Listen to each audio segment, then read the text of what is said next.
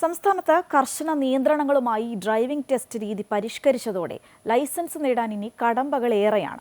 അടിസ്ഥാന സൗകര്യങ്ങൾ ഒരുക്കാതെ driving test പരിഷ്കരിക്കുമ്പോൾ അത് ചെറുകിട ഡ്രൈവിംഗ് സ്കൂളുകൾക്കും തിരിച്ചടിയാകുകയാണ്.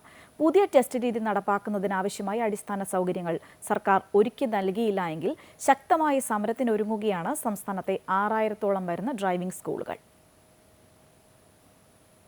ഡ്രൈവിംഗ് ടെസ്റ്റിന് കർശന മാനദണ്ഡങ്ങൾ ഏർപ്പെടുത്താനുള്ള തീരുമാനത്തിലാണ് മോട്ടോർ വാഹന വകുപ്പ്.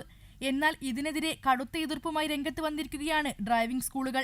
കേരളത്തിലെ ചെറുകിട ഡ്രൈവിംഗ് സ്കൂൾ മേഖലയെ തകർക്കാനുള്ള സർക്കാരിന്റെ ഗൂഢാലോചനയാണ് പുതിയ ടെസ്റ്റ് പരിഷ്കരണമെന്നാണ് ഇവരുടെ ആരോപണം. യാതൊരു പഠനവും നടത്താതെയാണ് പുതിയ ടെസ്റ്റ് രീതി നടപ്പിലാക്കുന്നതെന്നും ഇവർ അഭിപ്രായപ്പെടുന്നു. ഈ മേഖലയിൽ പ്രവർത്തിക്കുന്ന 6003 സ്കൂളുകളും 3 ലക്ഷം തൊഴിലാളികളുടെ തൊഴിലും നഷ്ടപ്പെടുത്തുന്ന അശാസ്ത്രീയവും നിയമവിരുദ്ധവുമായ പല നിർദ്ദേശങ്ങളുമാണ് പരിഷ്കരണത്തിലുള്ളതെന്ന് motor driving school instructors and workers association ഭാരവാഹികൾ പറഞ്ഞു.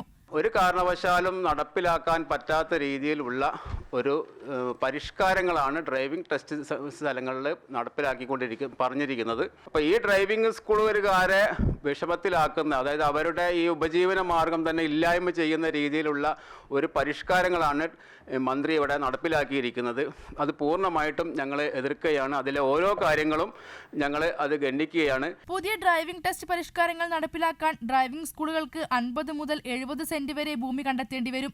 ഇത് വലിയ ബാധ്യതയായതിനാൽ ചെറുകിട ഡ്രൈവിംഗ് സ്കൂളുകൾ അടച്ചുപൂട്ടേണ്ട അവസ്ഥ വരെ വരും. കൂടാതെ മോട്ടോർ സൈക്കിൾ പാർട്ട് 2 ടെസ്റ്റ് ഗതാഗതമുള്ള റോഡിൽ നടപ്പാക്കണമെന്ന നിർദ്ദേശം റോഡപകടങ്ങൾ വർദ്ധിക്കാനും ഗതാഗതക്കുരുക്ക് രൂക്ഷമാകാനും കാരണമാകും.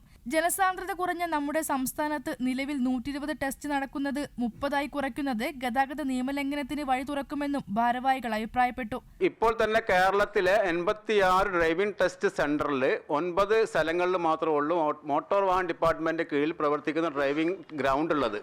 ബാക്കിയുള്ള എല്ലാ സ്ഥലങ്ങളും ഡ്രൈവിംഗ് സ്കൂളുകാർ ചില അസോസിയേഷൻ്റെ സ്വന്തമായിട്ടുള്ളതും വാടകയ്ക്ക് എടുത്തിട്ടുമായിട്ടാണ് ഡ്രൈവിംഗ് ടെസ്റ്റ് ഒരുക്കിയിരിക്കുന്നത്. കാരണം എങ്കിൽ മാത്രമേ ഡ്രൈവിംഗ് ടെസ്റ്റ് നടന്നു പോകുന്ന ഒരു സാഹചര്യമാണ് കേരളത്തിലുള്ളത്. ഇന്ന് കേരളത്തിൽ ഒരു വർഷം 80 ലക്ഷം രൂപ ഡ്രൈവിംഗ് ഈ ടെസ്റ്റിന് ഈ ട്രാക്കിൻ്റെ വാടകയ്ക്ക് വേണ്ടി ഇപ്പം നിലവിലുള്ള ട്രാക്ക് വാടകയ്ക്ക് വേണ്ടിയിട്ട് ഡ്രൈവിംഗ് സ്കൂള് ഒരുമിച്ചും കൂട്ടായിട്ടും നൽകുന്നുണ്ട്. ഒരു വർഷം 80 ലക്ഷം രൂപ നൽകുന്നുണ്ട്. അപ്പോൾ ഇനി ഈ ട്രാക്ക് നിർമ്മിക്കുന്നത് എങ്ങനെയായിരിക്കണം എന്നുള്ളത് വ്യക്തത മന്ത്രി ഇതുവരെ നമുക്ക് തന്നിട്ടില്ല.